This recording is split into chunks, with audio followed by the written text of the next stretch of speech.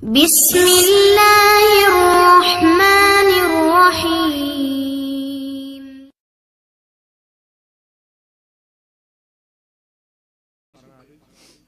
കല്യാണം കഴിക്കുമ്പോൾ 40 വയസ്സാണ് ഖദീജ ബീവിക്ക്.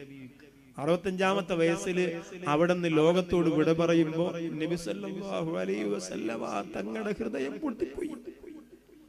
ഒരു വഫാത്തിലും അവിടെ നിന്ന് അങ്ങനെ ആയിട്ടില്ല, ഒരു മരണത്തിലും അവിടെ നിന്ന് അങ്ങനെ ആയിട്ടില്ല. തണൽ ഉമ്മയായിരുന്നു. ചില സമയത്ത് ഉമ്മയുടെ സ്നേഹം വേണ്ടുവോളം എന്റെ മുത്ത് നബി സല്ലല്ലാഹു അലൈഹി വസല്ലമ തങ്ങൾക്ക് കിട്ടിയില്ലല്ലോ. അബവാ ഇൻമണ്ണ് അതിലകം നൊന്ത് പൊന്ന് അടർന്നു വീണൊരു മിഴിനീരിൽ തകർന്നൊരാവിണ്ണ്. അബവാ എന്റെ മണ്ണിൽ ചെന്ന് നിന്നാൽ അല്പമെങ്കിലും മുത്തുനബി ഖൽബിലുള്ളവൻ മരിക്കാതെ മടങ്ങി വന്ന ഭാഗ്യം. എല്ലാ പ്രണയവും അവിടെയാണ് എത്തി നിൽക്കുന്നത്. മുത്തായ ഹബീബ് സല്ലല്ലാഹു അലൈഹി വസല്ലമ തങ്ങൾക്ക് ചില സമയത്ത് ഖദീജ ബീവി ഉമ്മയായിരുന്നു. ഭാര്യ അങ്ങനെ ആവണം. ചില സമയത്ത് ഉമ്മയെ പോലെ ശകാരിക്കണം. കുളിച്ചിട്ട് വാ, അല്ലെങ്കിൽ മരുന്ന് കഴിക്ക്, ഭക്ഷണം കഴിക്ക്. അത് ഉമ്മയാണ് പറയാ.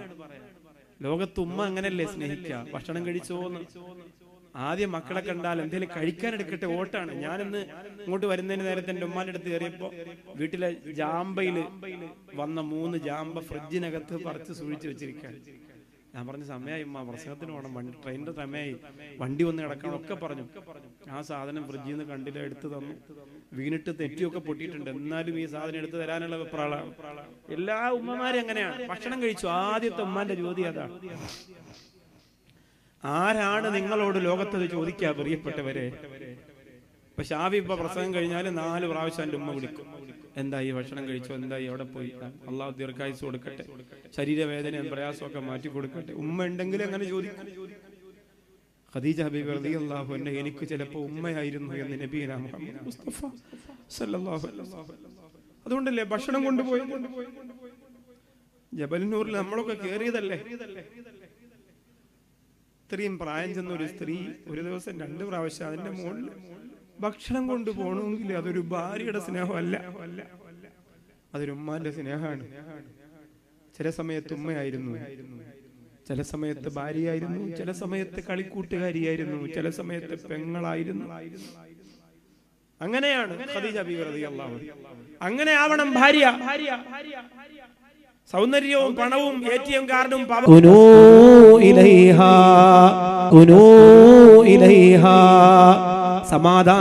സമാധാനത്തോടെ പ്രാപിക്കാൻ, സമാധാനത്തോടെ ഇരിക്കാനാണ് നിങ്ങളെ സമാധാനത്തോടെ ഇരിക്കാനാണ് നിങ്ങളെ അല്ലാഹു ഇണകളാക്കിയത്. വജഅല ബൈനകും മവദ്ദതൻ വറഹ്മ. നിങ്ങൾക്കിടയിൽ അല്ലാഹു കരുണയെ, ആർദ്രതയെ, ആലിംഗനത്തെ, അനുകമ്പയെ അല്ലാഹു നിങ്ങളിൽ ഏറ്റവും നല്ല സ്വഭാവമുള്ളവരാരാ? ഒരാളെ ഉപദ്രവിക്കാതെ, വിഷമിപ്പിക്കാതെ ഒക്കെ ശരിയാണ്. സ്വഭാവമുള്ള പെണ്ണ് ഏറ്റവും നല്ല സ്വഭാവമുള്ള ആണ് എന്ന് പറഞ്ഞു നിർത്തിയില്ല. പിന്നെയോ വഅൽതുഫുഹും ബിഅഹ്ലിഹി, തന്റെ കുടുംബത്തിനോട് ലുത്ഫായി പ്രവർത്തിക്കുന്നവരാണ്. അൽതാഫ് എന്ന് പറഞ്ഞാൽ ലുത്ഫ്, മയത്തിൽ പ്രവർത്തിക്കുന്നവർ. മയത്തിലാണ് ലുത്ഫ്. അൽതുഫും ബിഅഹ്ലിഹി, കുടുംബത്തോട് മയത്തിൽ പെരുമാറുന്നു. കണ്ടാ നല്ല പറത മക്കന, ഹജ്ജ്, ഉംറ, ഏത് ഉംറ പോയാലും താത്തജി കാണും. ഭർത്താവും വേണ്ട, ആരും വേണ്ട, മൊയിലാരെ കൂടെ താത്തജി. ഈമാനില്ല. താത്ത വിചാരിച്ച് മക്കനെ നെറ്റിത്തഴമ്പും കൊണ്ട് അങ്ങ് സ്വർഗ്ഗത്തിൽ പോകുന്നില്ല. വഅൽതുഫും ബിഅഹ്ലി, കുടുംബത്തിനോട് ലുത്ഫുണ്ടാകും. പള്ളി പ്രസിഡന്റ്, ഖത്തീബ്, പ്രഭാഷകൻ, ആന, ജേന ഒക്കെ ഉണ്ട്. പക്ഷേ എന്താ സംഭവം? വഅൽതുഫും ബിഅഹ്ലി അല്ല, കുടുംബത്തിനോട് ലുത്ഫില്ല. എല്ലാരും പറഞ്ഞു നല്ല ഈമാൻ, നല്ല പവർ, നല്ല തഴമ്പ്. അതേ അയാൾ പ്രസിഡന്റ് ആയതിനു ശേഷം നമ്മളെ പള്ളി അങ്ങനായി, ആ മുസ്ലിയാര് ഖത്തീബായതിനു ശേഷം നമ്മളെ മിമ്പർ ഇങ്ങനായി ഒക്കെ പറഞ്ഞു. കാര്യമില്ല. കുടുംബത്തിൽ ചെന്ന് അന്വേഷിച്ച് നോക്കുമ്പോൾ പ്രശ്നമാണെങ്കിൽ ഈമാൻ പൂർണ്ണനല്ല എന്ന് ശഫീഉനാ റസൂലുള്ളാഹി സ്വല്ലല്ലാഹു അലൈഹി വസല്ലം. ആലോചിച്ചു നോക്ക്. ഇന്നെവിടെയും ത്വലാഖല്ലേ. നിസ്സാര പ്രശ്നത്തിലാണ് ത്വലാഖ്, നിസ്സാര കാര്യത്തിനാണ് ത്വലാഖ്. എന്താണ് വിവാഹം എന്ന് പറഞ്ഞാൽ? ഒരു സ്ഥലത്ത് ത്വലാഖിന്റെ ചർച്ച നടക്കാണ്. ഞാൻ ആ സദസ്സിലുണ്ട്. ചർച്ച ഇങ്ങനെ പെരുകി ഒടുവിൽ തലാഖേ നടക്കൂ. ഒരിക്കലും ഒത്തുപോകില്ല. ഒരു രണ്ട് സംഘവും ശക്തമായി നിൽക്കാണ് തൊലാക്ക് വേണം. ഹദീസും ആയത്തും ചരിത്രം ഒന്നും വില പോകുന്നില്ല. സങ്കടത്തോടെ തൊലാക്കിന് സമ്മതിക്കേണ്ടി വന്നു.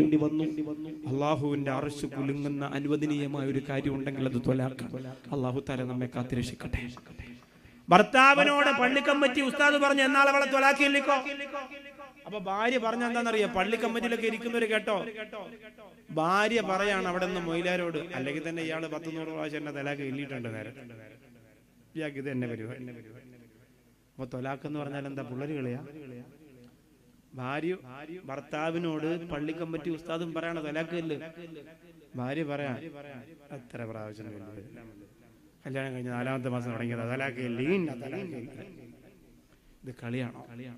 ഒറ്റ ഹദീസ് അതിന് പറഞ്ഞു തരാം, കേട്ടൂടെ? പുന്നാര ഹബീബ് സങ്കടത്തോടുകൂടി സല്ലല്ലാഹു അലൈഹി വസല്ലം വിഷമത്തോടുകൂടി കണ്ണീരോടുകൂടി പറഞ്ഞൊരു ഹദീസ്, മാബാലു അഖ്വാമിൻ യൽഅബു ബിഹുദൂദില്ലാഹ്, അല്ലാഹുവിന്റെ നിയമങ്ങൾ കൊണ്ട് തട്ടിക്കളിക്കുന്ന ജനതയ്ക്ക് എന്തു പറ്റിപ്പോയല്ലോ. സുബ്ഹാനല്ലാഹ്, ഇതിൽ കൂടുതൽ ഒരു വാക്കിനി പറയാനുണ്ടോ? ഹരമ്പപ്പൂവായ നബി മുഹമ്മദ് മുസ്തഫ സല്ലല്ലാഹു അലൈഹി വസല്ലം അല്ലാഹുവിന്റെ നിയമങ്ങളെ കൈകാലുകൊണ്ട് തട്ടിക്കളിക്കുന്ന ജനങ്ങൾക്ക് എന്തു പറ്റിപ്പോയല്ലോ. യഖൂലു ഖദ് തൊല്ലത്തു ഖദ് റാജഅതു, ഞാൻ തൊലാഖ് ചൊല്ലി കുറച്ചു ദിവസം കഴിഞ്ഞ് മടക്കിയെടുത്തു, വീണ്ടും ഞാൻ ചൊല്ലി പിന്നെ ഞാൻ മടക്കിയെടുത്തു. ഇങ്ങനെ പറഞ്ഞുകൊണ്ട് തൊലാഖായ പടച്ചവന്റെ നിയമത്തെ തട്ടിക്കളിക്കുന്നതാരാ?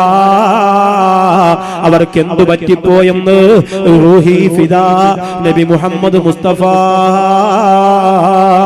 സല്ലല്ലാഹു അലൈഹി വസല്ലമ തങ്ങൾ, എന്റെ പ്രിയപ്പെട്ട ഉമ്മ, ഈമാൻ വേണം, ഹിദായത്ത് വേണം, ഖുർആൻ ഓതണം, ദിക്ർ ചൊല്ലണം, മടിയില്ലാതെ അലസതയില്ലാതെ കുടുംബ ജീവിതത്തിന്റെ മധുരം ഇങ്ങനെ ആസ്വദിക്കണോ.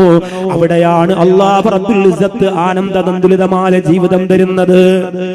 ഇത്തരം വിഷയങ്ങൾ നമ്മുടെ കുടുംബജീവിതത്തിൽ ഉണ്ടാകുന്നതിന്റെ ഏറ്റവും പ്രധാനപ്പെട്ട കാരണം ഈ അമലുകൾക്ക് നമ്മൾ വലിയ ഉണർവ് കൊടുക്കൂല. ബാക്കിയുള്ള യാത്ര പോവാം, കറങ്ങാൻ പോവാം, മലേഷ്യയിൽ പോവാം, കാശ്മീരിൽ പോവാന്ന് പറഞ്ഞാൽ താത്ത ബാഗും കുട്ടയും കുടവുമായിട്ട് നേരത്തെ നിൽക്കും. പക്ഷെ നിസ്കാരം, തറാവീഹ്, സുന്നത്ത് നോമ്പ്, തഹജ്ജുദ്, ദുആ എന്നൊക്കെ പറഞ്ഞാൽ ഇങ്ങനെ അങ്ങനെ ഒരു താഴ്ന്ന മട്ടിൽ. ഈ ഒരു ആവേശക്കുറവാണ് നമുക്ക് പ്രശ്നം. പൂർണ്ണ ഗർഭവതിയായിരുന്ന സമയത്താണ് ഉമ്മു സലീം റളിയല്ലാഹു അൻഹ ഹുനൈൻ യുദ്ധത്തിന് പോകുന്നത്.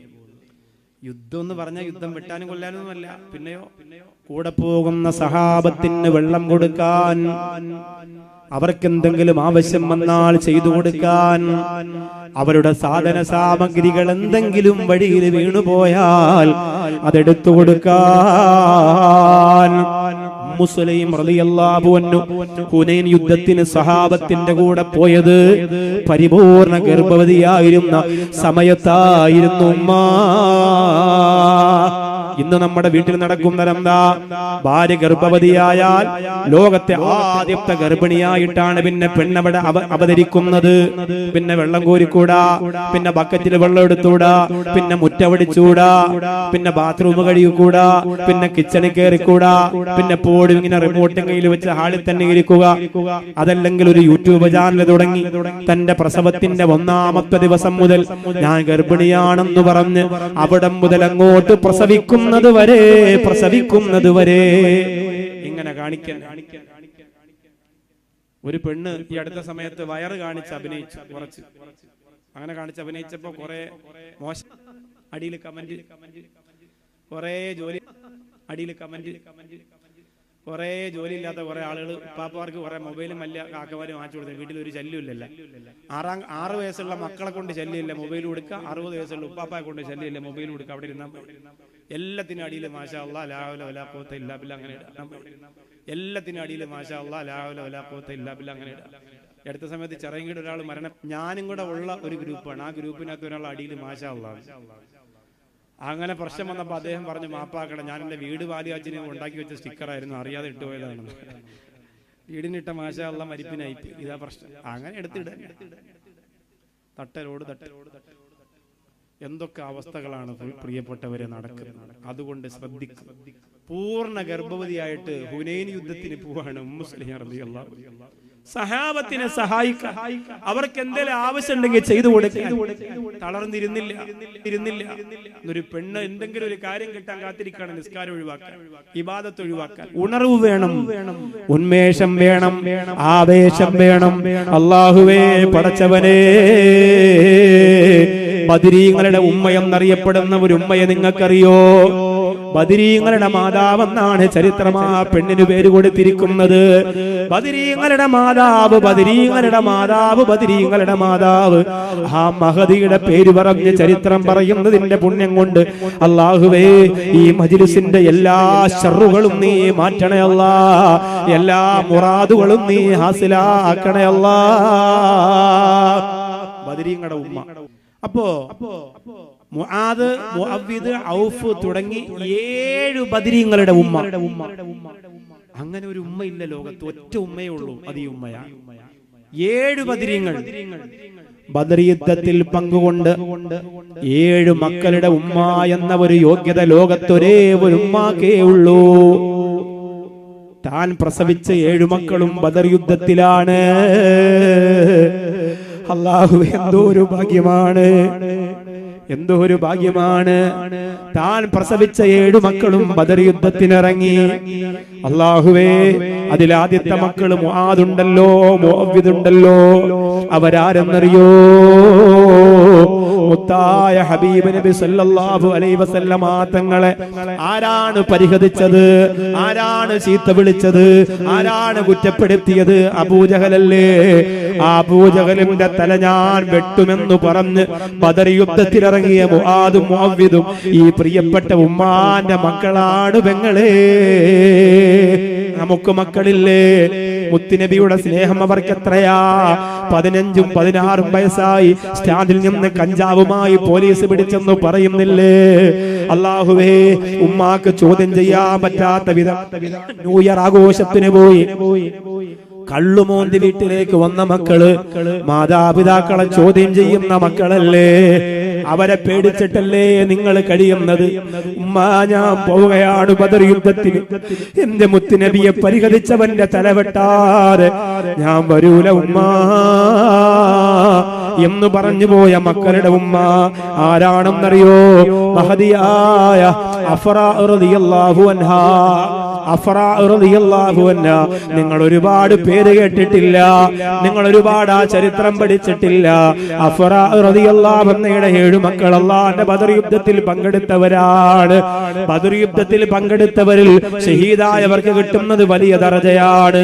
ഷഹീദാകാതെ പിന്നെ ജീവിച്ചവർക്ക് അവരെ എല്ലാ തെറ്റുകുറ്റങ്ങളും അല്ലാഹു പുറത്തു കൊടുത്തിരിക്കുകയാണ്. അഫ്റാ റളിയല്ലാഹു അൻഹയുടെ മക്കൾ ഷഹീദായി വീണപ്പോ, മുആദും മുഅവ്വിദും ഷഹീദായി വീണപ്പോ, ആ പ്രിയപ്പെട്ട മുത്തുനബി സല്ലല്ലാഹു അലൈഹി വസല്ലമ തങ്ങള് ആ മക്കളുടെ മുമ്പിലേക്ക് ചെന്ന് നിൽക്കുകയാണ്. അല്ലാഹുവിന്റെ റസൂല് പറഞ്ഞു, ഉമ്മ, നിങ്ങൾ വല്ലാതെ ഭാഗ്യം ചെയ്തവരാണ്. വേദനയോടെ, ഞരമ്പറുക്കുന്ന വേദനയോടെ, മരണവേദനയോടെ നിങ്ങൾ പ്രസവിച്ച മക്കളെ നിങ്ങൾ അല്ലാഹു കൊടുത്തില്ലേ? ആ മക്കളല്ലേ ഈ കിടക്കുന്നത്? സൗദ റളിയല്ലാഹു അൻഹ വരികയാണ്. മുത്തുനബിയുടെ പ്രിയപ്പെട്ടവളല്ലേ സൗദ റളിയല്ലാഹു അൻഹ. അഫ്റാ റളിയല്ലാഹു അൻഹയോട് വന്നിട്ട് പറയുന്നു, ഉമ്മാ,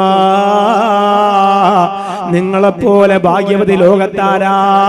നിങ്ങളെപ്പോലെ സൗഭാഗ്യം ചെയ്തവർ ലോകത്താരാ? നിങ്ങളെപ്പോലെ അല്ലാഹു തിരഞ്ഞെടുത്തത് ലോകത്താരാ? എന്തുകൊണ്ടാണ് ആ ഭാഗ്യം വന്നതെന്ന് അഫ്റാ റളിയല്ലാഹു അൻഹ പറഞ്ഞു കൊടുക്കാണ്. സൗദാ, എന്റെ ജീവിതത്തിൽ ഞാൻ അല്ലാഹനെ മറന്നിട്ടില്ല സൗദാ. എന്റെ ജീവിതത്തിൽ എന്റെ മക്കളെ കൊണ്ട് ഞാൻ അല്ലാഹനെ മറപ്പിച്ചിട്ടില്ല സൗദാ. അല്ലാഹും റസൂലും നിറഞ്ഞ ഹൃദയം കൊണ്ടാണ് എന്റെ മക്കൾ ജീവിച്ചത്. എന്റെ ഭാര്യ ഭർത്താക്കന്മാരോട് പറയട്ടെ, അല്ലാഹു കൽബിലുണ്ടെങ്കിൽ, ആരംഭപ്പൂവായ മുത്തുനബി മുഹമ്മദ് മുസ്തഫ സല്ലല്ലാഹു അലൈഹി വസല്ലമ തങ്ങൾ കൽബിലുണ്ടെങ്കിൽ പിന്നെ ഒന്നും പേടിക്കണ്ട, പരാജയപ്പെടൂല. 6 കാര്യങ്ങൾ വളരെ ചുരുക്കി പറഞ്ഞ് പെട്ടെന്ന് ദുആ ചെയ്യും. ഒരുപാട് നേരമൊന്നും നീട്ടി. പണ്ടൊക്കെ ഇവിടെ 10-20 വർഷം മുമ്പ് വന്ന് പ്രസംഗിച്ച 3 മണിക്കൂർ 4 മണിക്കൂർ ഇപ്പൊ ഓടൂല വണ്ടി. ഉള്ള സമയം ഇങ്ങനെ കാര്യമായിട്ട് പറഞ്ഞ് ദുആ ചെയ്ത് നിർത്താം, അത്രേ ഉള്ളൂ.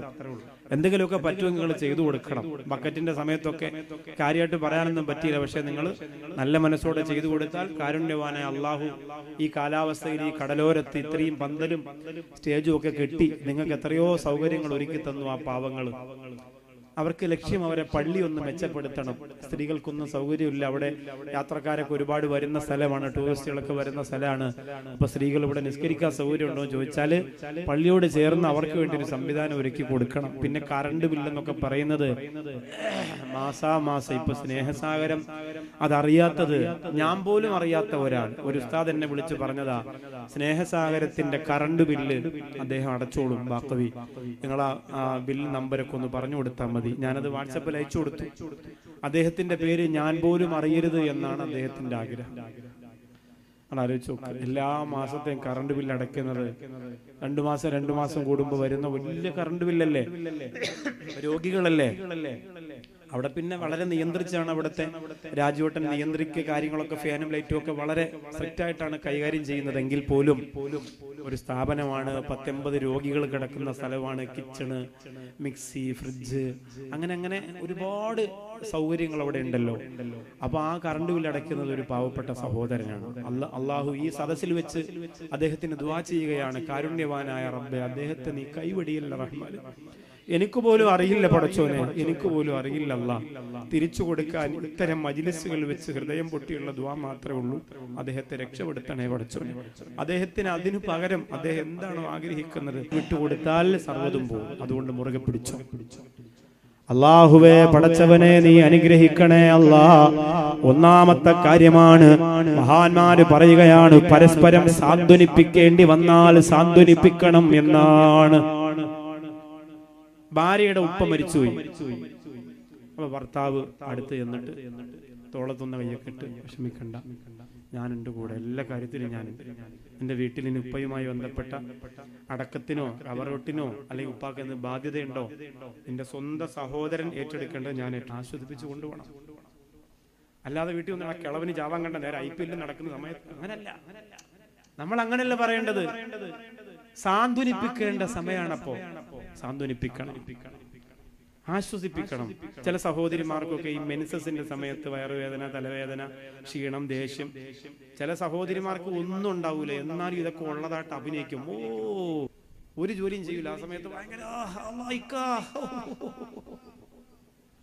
അള്ള കാണുന്നുണ്ടെന്ന് ഓർമ്മ വേണം താത്ത കേട്ടാ.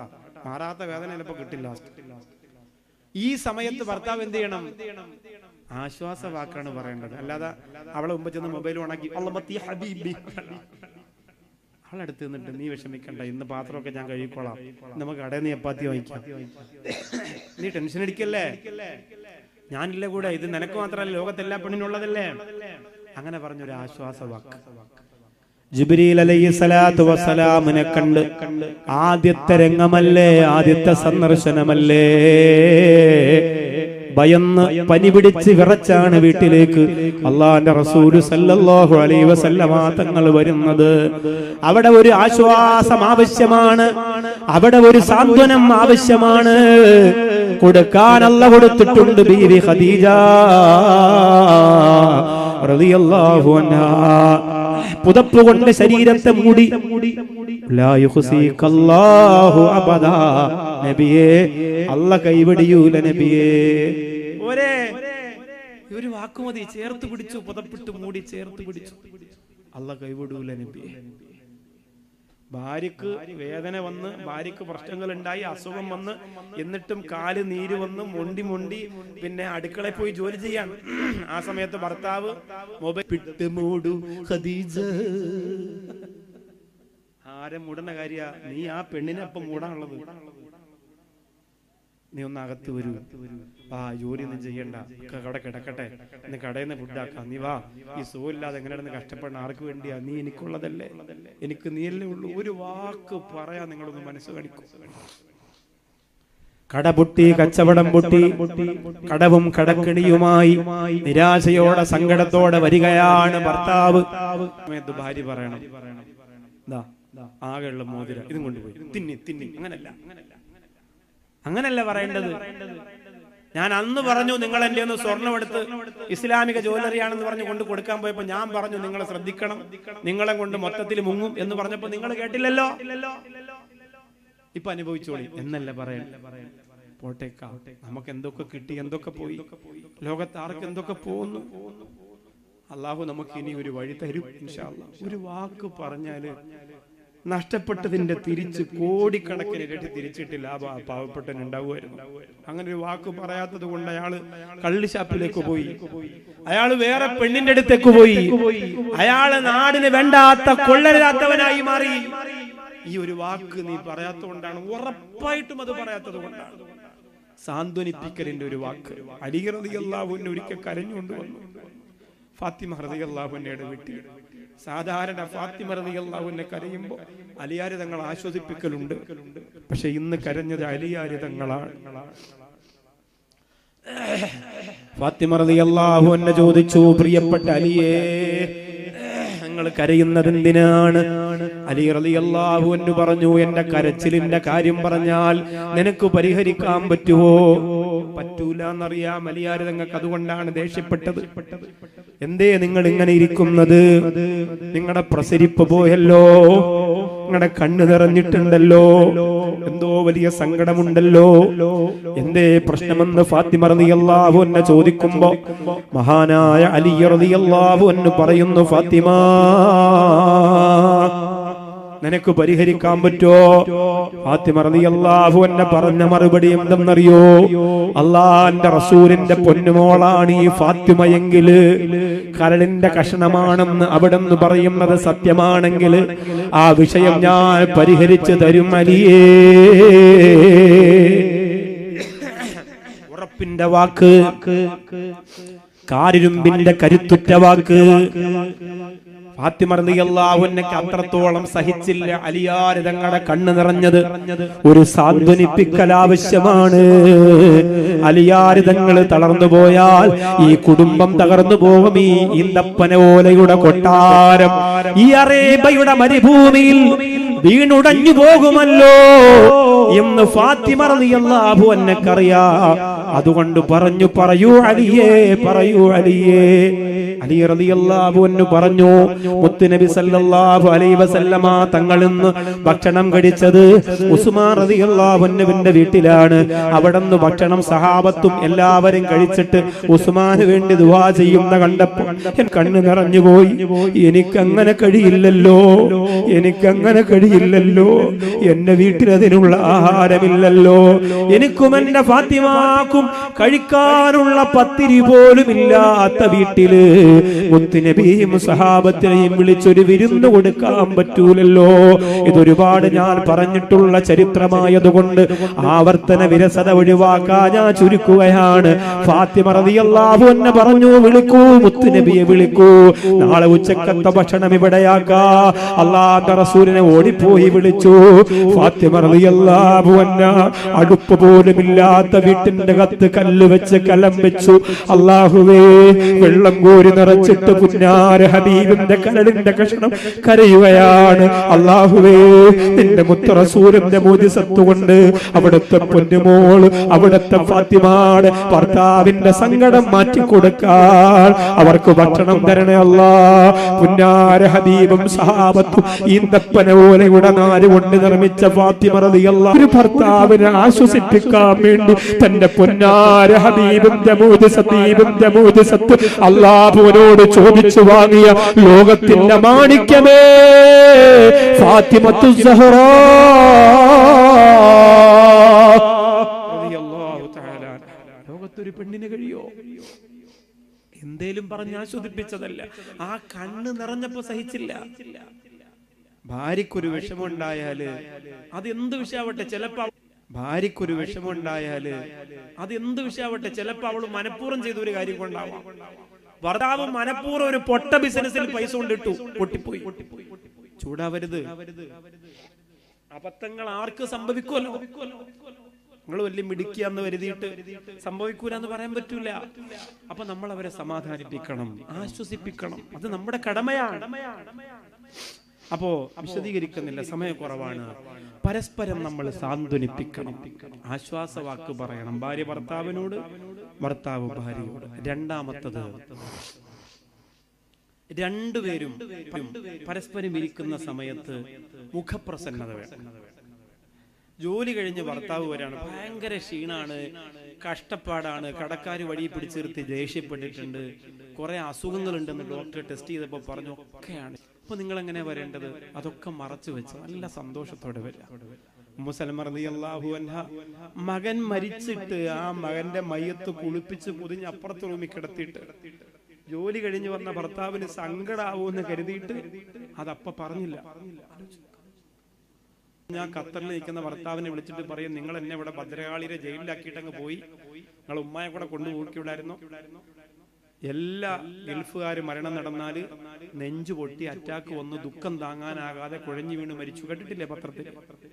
അത് നിങ്ങൾ ഈ കൊടുക്കുന്ന ഇഞ്ചക്ഷനാണ്, അതാണ് നിങ്ങൾ പറഞ്ഞു കൊടുക്കുക.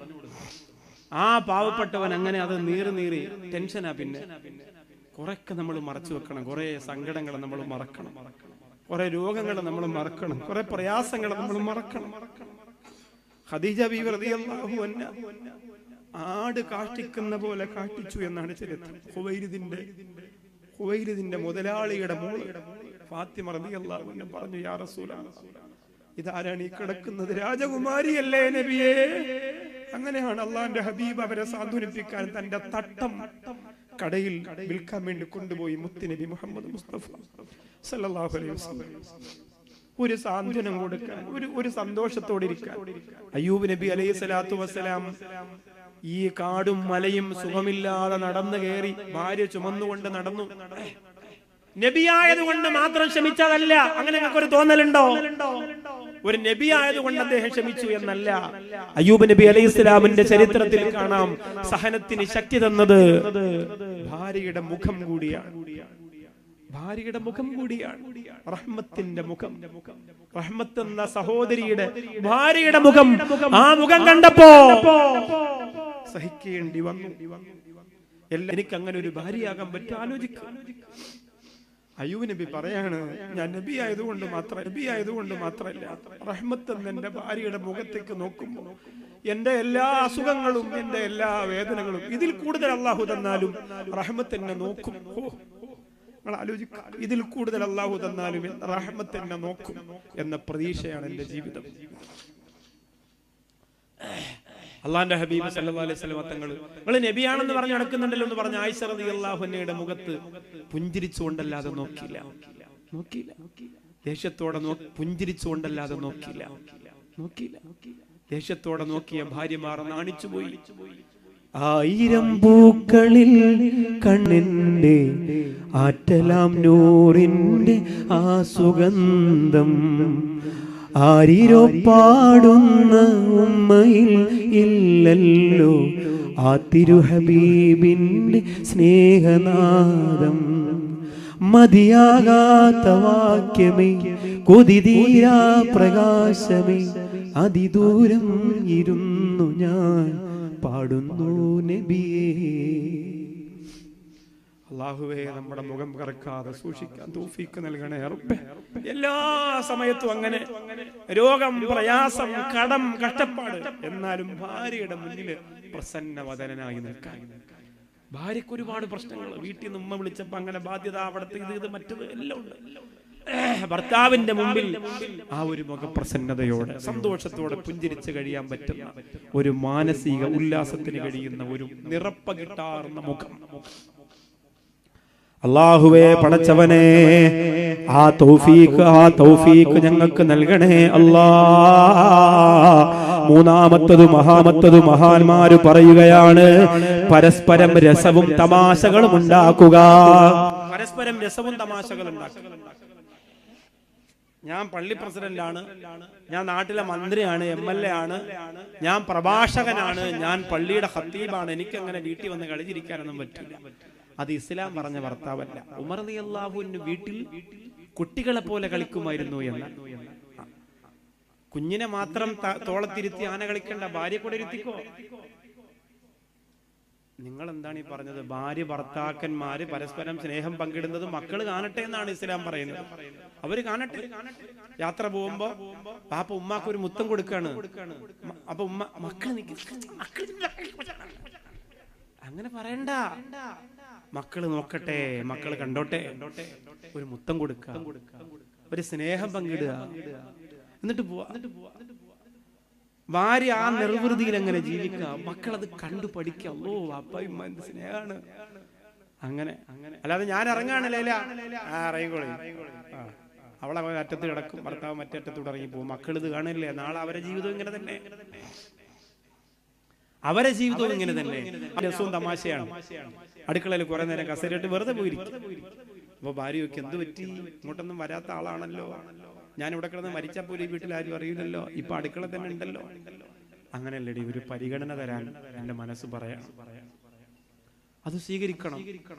തിരിച്ച് ഭർത്താവിന്റെ വിശേഷങ്ങൾ ചോദിക്കുക. എന്തുണ്ട്, എങ്ങനെയുണ്ട്, ക്ഷീണമുണ്ടോ, കടയിൽ പോയിട്ട് കച്ചവടമൊക്കെ ഉണ്ടായിരുന്നു. ആദ്യമായിട്ട് ചോദിക്കുമ്പോൾ ഭർത്താവ് പറയാം, അല്ല ഇതൊക്കെ എന്താ ചോദിക്കുന്നത്. തിരിച്ചങ്ങനെ ഇപ്പൊ ഷറഫ് വീട്ടിൽ പോകുമ്പോ ഭാര്യ ചോദിക്കുന്നത്, എങ്ങനെ ഉണ്ടായിരുന്നു, വേളൊക്കെ നടന്നോ, നന്നായോ, ഉസ്താദ് ചീത്ത പറഞ്ഞോ, നല്ല സെറ്റ് തന്നെ, മഴയൊന്നും പെയ്ത് ബോക്സ് ഒന്നും പോയില്ലല്ലോ. അല്ലോ എന്തൊരു സമാധാനാവും. 1 കോടി ബോക്സ് ഒരുമിച്ചിറക്കിയ സന്തോഷം അവന് കിട്ടും. അത് കിട്ടും. ഇപ്പൊ ഞാനിപ്പോ പ്രസംഗം കഴിയുമ്പോ വൈഫ് മെസ്സേജ് അയക്കാണ്, എങ്ങനെ ഉണ്ടായിരുന്നു പ്രസംഗം, കഫക്കെട്ടൊക്കെ മാറിയോ, തൊണ്ടൊക്കെ ശരിയായോ, ഞാൻ കുറച്ച് ലൈവ് കണ്ടിരുന്നു, പിന്നെ മക്കള് കരഞ്ഞപ്പോ അങ്ങനെ. അത് കേട്ടാൽ തന്നെ എനിക്ക് നാളെ ഇപ്പൊ തന്നെ സ്റ്റേജ് കിട്ടി പ്രസംഗിക്കാൻ തോന്നും. ഇത് ഞാൻ ഇങ്ങനെ മൊബൈൽ എടുത്ത് നോക്കി, വന്നില്ല, നാളെയും വന്നില്ല, കണക്ക് തന്നെ, തൊണ്ട പോയാലെന്ത്, കഫം വന്നാലെന്ത് അല്ലേ. അങ്ങനെ സാധനം മെസ്സേജ് ഇങ്ങനെ വരുമ്പോഴാണ് പവർ. സ്നേഹത്തിന്റെ വർത്തമാനങ്ങള്, പരസ്പരം പരിഗണനയുടെ വർത്തമാനങ്ങള്, അങ്ങനെ ഇരിക്കും. കൊച്ചു കൊച്ചു രസങ്ങൾ, തമാശകൾ. തമാശയൊക്കെ പറയുമ്പോ നിന്റെ വാപ്പ നടക്കുന്ന എങ്ങനെ ആണ്ടി എന്ന് പറഞ്ഞ് മൊണ്ടി കാണിച്ചു കൊടുക്കരുത് ഭാര്യ ഭർത്താവ്. ആ തമാശ പിന്നെ അതുപോലെ നിനക്ക് മരിക്കുന്നവരെ നടക്കേണ്ടി വരും. കയ്യിൽ എപ്പോഴും ആയുധം കൊണ്ട ഭാര്യ നടക്കണം. ഒന്നീ വെട്ട് കത്തി, അല്ലെങ്കിൽ പിച്ചാത്തി, അല്ലെങ്കിൽ ഒരള് കുടല് എന്തെങ്കിലും കാണും. അതിട്ട് വണ്ടയ്ക്കടിച്ചാൽ കഴിഞ്ഞു. അപ്പൊ തമാശക്കൊരു പരിധി ഉണ്ടാവണം, അതിനപ്പുറത്തേക്ക് പോകരുത്. 4-മത്തത് പരസ്പരം നിങ്ങൾ ദുആ ചെയ്യണം. ഭർത്താവിന്റെ കാര്യങ്ങൾ മാത്രമല്ല, ഭാര്യയുടെ കാര്യങ്ങൾ മാത്രമല്ല. ഭാര്യ ഭർത്താവിന് വേണ്ടി ദുആ ചെയ്യണം, ഭർത്താവ് ഭാര്യയ്ക്ക് വേണ്ടി ദുആ ചെയ്യണം. എന്ത് രസമാണ് ആ ജീവിതം. നിങ്ങൾ ഇന്ന് ചെയ്തു നോക്കുക. ഇന്ന് വീട്ടിൽ പോയിട്ട് ഞാൻ ഉറങ്ങുന്നതിന് മുമ്പ് എന്റെ വിരിപ്പിലിരുന്ന് എന്റെ ഭാര്യയ്ക്ക് വേണ്ടി ഞാൻ ദുആ ചെയ്യുമെന്ന് തീരുമാനിക്കാൻ ചവക്കാട്ട് തൊട്ടാപ്പകടപ്പുറത്തെ ചെറുപ്പക്കാർക്ക് കഴിയട്ടെ. ഇന്ന് വീട്ടിൽ പോയാൽ ഞാൻ ഉറങ്ങുന്നതിന് മുമ്പ് എന്റെ പ്രിയപ്പെട്ട ഭർത്താവിനോട് ഞാൻ ഭർത്താവിന് വേണ്ടി ദുആ ചെയ്തിട്ടല്ലാതെ കിടക്കൂല എന്ന് ഭാര്യ തീരുമാനിച്ചാ കിട്ടുന്ന സുഖം എത്രയാണ്.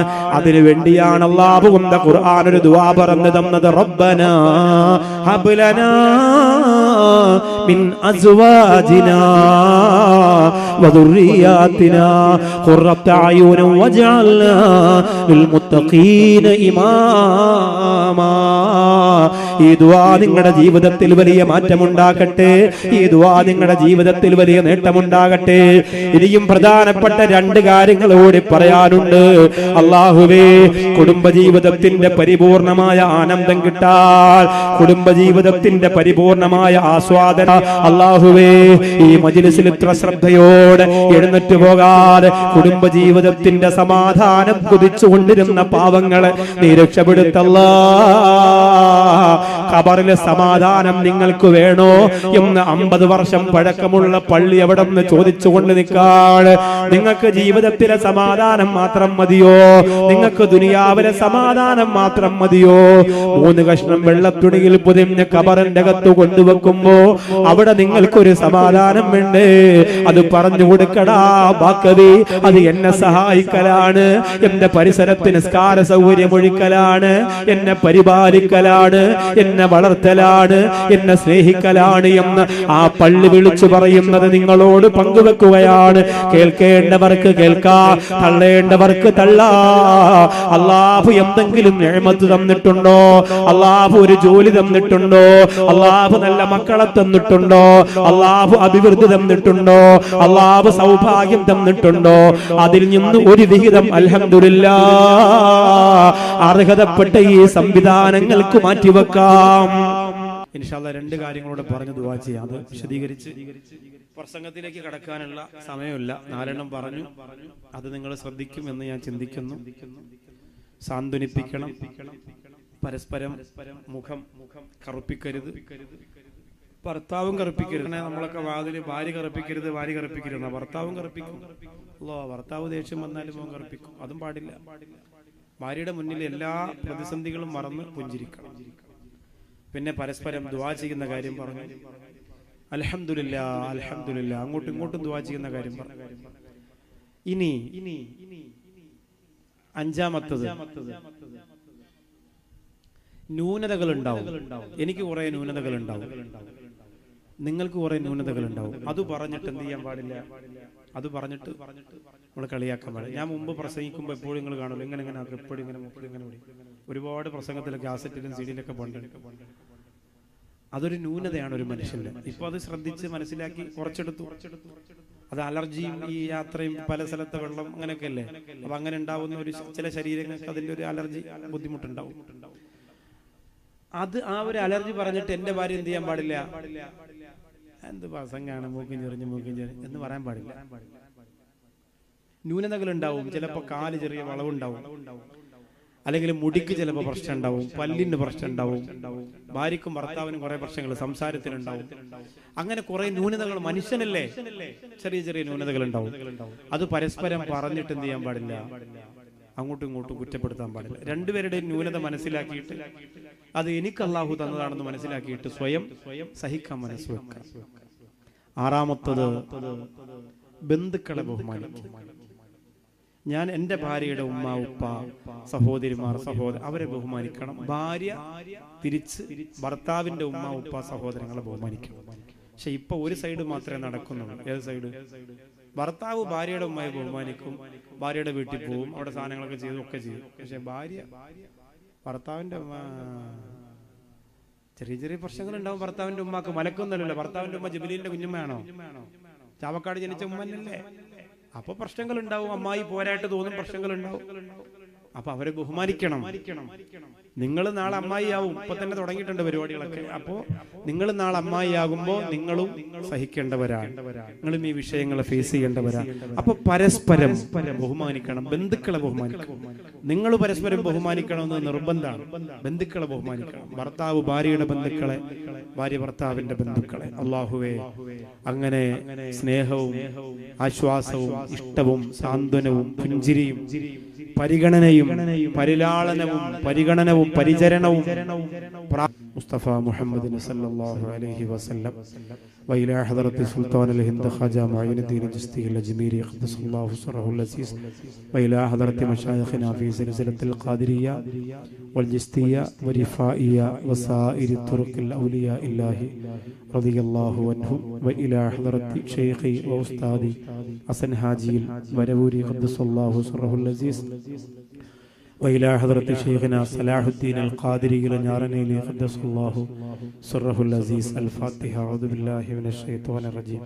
بسم الله الرحمن الرحيم. الحمد لله رب العالمين الرحمن الرحيم مالك يوم الدين إياك نعبد وإياك نستعين اهدنا الصراط المستقيم صراط الذين أنعمت عليهم غير المغضوب عليهم ولا الضالين آمين. وإلى حضرة شيخي وأستاذي ملاذي وملجئي ولي الله ورفور محمد കുട്ടി മസ്താൻ قدس الله سره العزيز نور الله مركزه. الفاتحة. أعوذ بالله من الشيطان الرجيم. بسم الله الرحمن الرحيم. الحمد لله رب العالمين الرحمن الرحيم مالك يوم الدين إياك نعبد وإياك نستعين اهدنا الصراط المستقيم صراط الذين أنعمت عليهم غير المغضوب عليهم ولا الضالين آمين. الله ഞങ്ങൾ ഓതിയ ഫാത്തിഹ ഞങ്ങളുടെ ഉസ്താദുമാര്, മശായിഖന്മാര്, ഉസ്താദുമാര്, ഗുരുനാഥന്മാര്, ഞങ്ങൾക്ക് ഇൽമ പറഞ്ഞു തന്നവര്, ഞങ്ങളെ സഹായിച്ചവര്, ഭക്ഷണം തന്നവര്, ഇഷ്ടപ്പെട്ടവര്, അള്ളാഹുവേ ഞങ്ങളുടെ സ്ഥാപനങ്ങളെ സഹായിച്ചവര്, ഷേഖുന കാപ്പിലുമർ ഉസ്താദ്, അകലാടുമർ ഉസ്താദ്, ചെറുവാളൂർ ഉസ്താദ്, അള്ളാഹുവേ അങ്ങനെ തുടങ്ങി ശംസുലമ, കണ്ണിയത്ത്, പണക്കാട്, ഹൈദരലി, ആറ്റപ്പൂ, പടച്ചവനെ, ശഹാബദങ്ങൾ തുടങ്ങി മഹാന്മാര്, സ്നേഹസമ്പന്നർ, ഇഷ്ടവും ഹിദമത്തും കൊണ്ട് ഞങ്ങളുടെ ഹൃദയം കവർന്നവർ, ചാവക്കാട് മണ്ണിൽ ഇവിടെ പറഞ്ഞു പോയവർ, വെളിയങ്കോട് മർഗാദർദി അള്ളാഹുവിന് ഉൾപ്പെടെ, അള്ളാഹുവേ അതെല്ലാം കഴിഞ്ഞ് ഞങ്ങളുടെ ഉമ്മ, ഉപ്പ, ഭാര്യ, മക്കൾ, ബന്ധുക്കൾ, കൂടപ്പിറപ്പുകൾ, കൂട്ടുകാർ, അല്ലാഹുവേ എല്ലാവരുടെയും ഖബറിലേക്ക് ഈ മജ്ലിസിൽ നിന്ന് ഈ ഫാത്തിഹ ഒരു സമ്മാനമായി നീ എത്തിച്ചു കൊടുക്കണേ റബ്ബേ. اللهم صل على محمد يا رب صل عليه وسلم. الحمد لله. اللهم صل على سيدنا محمد وعلى آل سيدنا ونبينا ومولانا ومنجينا وقرة أعيننا وثمرة فؤادنا وطبيب قلوبنا ومهم أمرنا مصطفى محمد صلى الله عليه وسلم. اللهم ارحم أمة محمد صلى الله عليه وسلم. اللهم أصلح أمة محمد صلى الله عليه وسلم. اللهم فرج عن أمة محمد صلى الله عليه وسلم. اللهم اجعلنا من أمة محمد صلى الله عليه وسلم. اللهم اجعلنا في شفاعة نبيك محمد صلى الله عليه وسلم. اللهم أرنا وجه رسولك يا أرحم الراحمين. اللهم أرنا وجه نبيك محمد صلى الله عليه وسلم. اللهم أرنا وجه حبيبك محمد صلى الله عليه وسلم. أرحم الرحيم يا الله. കരുണയുള്ള പടച്ചോനെ, ദയാലുവായ അല്ലാഹ്, കാരുണ്യവാനായ റബ്ബേ, രാജസയ്യിദായ അല്ലാഹ്, സൃഷ്ടാവായ പരിപാലകനായ ഹയ്യുൽ ഖയ്യൂമായ പടച്ചോനെ, ഞങ്ങളെ സൃഷ്ടിച്ച് പരിപാലിച്ച് ഈ രീതിയിലും രൂപത്തിലുമാക്കി ഒരുപാട് വിലപിടിപ്പുള്ള അവയവങ്ങളെ ഞങ്ങൾക്ക് തന്ന് അല്ലാഹുവേ, സംസാരിക്കാനുള്ള കഴിവ് ഇവിടെ തന്നെ എത്രയോ പേര് കാഴ്ചയില്ലാത്തവരുണ്ട്. അല്ലാഹുവേ, കാണാനും കേൾക്കാനുമുള്ള കഴിവ് റഹ്മാനെ, സ്നേഹസാഗരത്തിൽ ഒരമ്മ ഞാൻ ചെല്ലുമ്പോ ഇങ്ങനെ കണ്ണില്ലാതെ ഇങ്ങനെ കൈകൊണ്ട് തപ്പി, ഉസ്താദ് വന്നോ എന്റെ കണ്ണിന്റെ കാര്യം എന്തായി. അങ്ങനെ എത്രയോ ആളുകൾക്ക് കണ്ണില്ല. കണ്ണ് തന്ന, കേൾവി തന്ന, ആരോഗ്യം തന്ന, ആഫിയത്ത് തന്ന അല്ലാഹ് പടച്ചോനെ, നല്ലൊരു കുടുംബം തന്ന അല്ലാഹ്, നല്ല മക്കളെ തന്ന അല്ലാഹ്, അഭിമാനവും ഇസ്സത്തും സന്തോഷവും സമാധാനവും സൗഭാഗ്യങ്ങളും നിഅമത്തുകളും അനുഗ്രഹങ്ങളും തന്ന റബ്ബേ, അത് നിലനിർത്തണേ പടച്ചോനെ, അത് നിലനിർത്തണേ അല്ലാഹ്, അത് നിലനിർത്തണേ അല്ലാഹ്. അത് തിരിച്ചെടുക്കല്ല റബ്ബേ, അത് തിരിച്ചെടുക്കല്ല റബ്ബേ. ആ നിഅമത്തുകൾക്ക് നന്ദിയുള്ളവരാക്കി ഞങ്ങളെ മാറ്റണേ അല്ലാഹ്. ഞങ്ങളുടെ ഉമ്മ, ഞങ്ങളുടെ ഉപ്പ അല്ലാഹുവേ, അവർക്ക് എല്ലാ സൗകര്യങ്ങളും നീ കൊടുക്ക റബ്ബേ. അവര് ഖബറിലാണെങ്കിലും സൗകര്യം കൊടുക്കല്ല, അവര് ജീവിച്ചിരിക്കുന്നവരാണെങ്കിലും സൗകര്യങ്ങൾ കൊടുക്കല്ല. അവരെ കരയിപ്പിക്കാതെ നോക്കാനുള്ള തൗഫീഖ് ഞങ്ങൾക്ക് നൽകണേ അല്ലാഹ്. ഞങ്ങളുടെ ഭാര്യ മക്കളെ അനുഗ്രഹിക്ക റബ്ബേ. അവര് പാപങ്ങളാണ്, സാധുക്കളാണ്, ഭാര്യയല്ലേ, മക്കളല്ലേ, ഭർത്താവല്ലേ എന്ന് പറഞ്ഞൊരു മൂലയ്ക്ക് കളയാതെ, പളുങ്കുപോലെ ഉടയാതെ സൂക്ഷിക്കാൻ ഞങ്ങൾക്ക് തൗഫീഖ് നൽകണേ അല്ലാഹ്. അല്ലാഹുവേ, ഞങ്ങളുടെ ഉസ്താദുമാര്, ഞങ്ങളുടെ കൈപിടിച്ച് ആദ്യാക്ഷരം എഴുതിയ ഉസ്താദ് മുതൽ പിന്നീട് ഞങ്ങളെ പഠിപ്പിച്ചവര് അൻവരിയായിൽ, പൊട്ടച്ചിറ കോളേജിൽ പഠിച്ചവനെ, ഞങ്ങളുടെ ബാക്കിയാത്ത് സ്വാലിഹാത്തിൽ, ചവക്കാടിന്റെ പരിസരത്ത് പൈങ്ങണ്ണിയൂരുള്ള പ്രിയപ്പെട്ട അശ്രവന്മാരി ഉൾപ്പെടെ ഞങ്ങളുടെ ഗുരുനാഥന്മാര്, ഈ വന്നിരിക്കുന്ന ഓരോരുത്തരുടെയും ഉസ്താദുമാര്, അവരുടെ പ്രിയപ്പെട്ട ഗുരുവര്യന്മാര്, അല്ലാഹുവേ, അല്ലാഹുവേ, നീ സ്വർഗം കൊടുക്കല്ലാ. പാവപ്പെട്ട ഞങ്ങൾക്ക് ഈ മജ്ലിസിന്റെ ഹക്ക് കൊണ്ട് രക്ഷ തരണേ അല്ലാ. ഈമാനില്ലാത്ത മരണം തരല്ലേ അല്ലാ. ഞങ്ങൾ എപ്പോഴാണ് മരിക്കുന്നതെന്നറിയില്ല. ലാ ഇലാഹ ഇല്ലല്ലാഹ് എന്ന് പറഞ്ഞ് അല്ലാഹുവിന്റെ ഹബീബ് നബി മുഹമ്മദ് മുസ്തഫ സല്ലല്ലാഹു അലൈഹി വസല്ലമ തങ്ങളെ കണ്ടു മരിക്കാനുള്ള ഭാഗ്യം നൽകണേ റബ്ബേ. പടച്ചവനെ, ഞങ്ങളുടെ സ്നേഹസാഗരത്തിന് ഇവിടെ വന്നപ്പോൾ ഒരു സഹോദരൻ സ്വതക്ക നൽകി അല്ലാഹ്. അതുപോലെ എത്രയോ സ്ഥലങ്ങളിൽ മാസവരിയായി കൊടുക്കുന്നവര്, അല്ലാതെ സഹായിക്കുന്നവര്, കൂടെ നിൽക്കുന്നവര്, അല്ലാഹുവേ, അവരെ കൈവടിയല്ലേ റഹ്മാനെ, അവരെ കൈവടിയല്ലേ അല്ലാ. അവരെ ഉള്ളൂ സ്നേഹസാഗരത്തിന്. അവര് കഷ്ടപ്പെട്ടതിന്റെ ഒരു വിഹിതം അത് വലിയ പർവ്വതം പോലെയാണ് സ്നേഹസാഗരത്തിന് ഗുണം. അല്ലാഹുവേ, അവരെ കൈവടിയല്ലേ അല്ലാ. റബ്ബേ, ഞങ്ങൾ ഖുർആൻ പഠിപ്പിക്കുന്ന ഒരു കോളേജുണ്ട്. റഹ്മാനിയ ഹിഫ്ളുൽ ഖുർആൻ കോളേജ് അല്ലാഹു എന്ത് രസമാണ്, എത്ര സമാധാനമാണ്, എത്ര മര്യാദയുള്ള മക്കളാണ്. ആ മക്കളെ സഹായിക്കുന്നവരെത്രയോ ഉണ്ട് പല സ്ഥലങ്ങളിലും. അവർക്ക് കൂടി ദുആ കൊണ്ട് നേട്ടം കൊടുക്കണേ അല്ലാ. എല്ലാ മാസവും റഹ്മാനിക്ക് സ്വതക്ക കൊടുക്കുന്നവര് അല്ലാഹുവേ, അവർ ഖുർആനിന്റെ ഖാദിമീങ്ങളാണ്. അവരെ എല്ലാ സ്ഥലങ്ങളിലും രക്ഷപ്പെടുത്തണേ റബ്ബേ, എല്ലാ സ്ഥലങ്ങളിലും വിജയിപ്പിക്കണേ അല്ലാ. അല്ലാഹു ഈ നാടിന് ഐക്യം കൊടുക്കണേ അല്ലാ, സമാധാനം കൊടുക്കണേ അല്ലാ, റാഹത്ത് കൊടുക്കണേ അല്ലാ.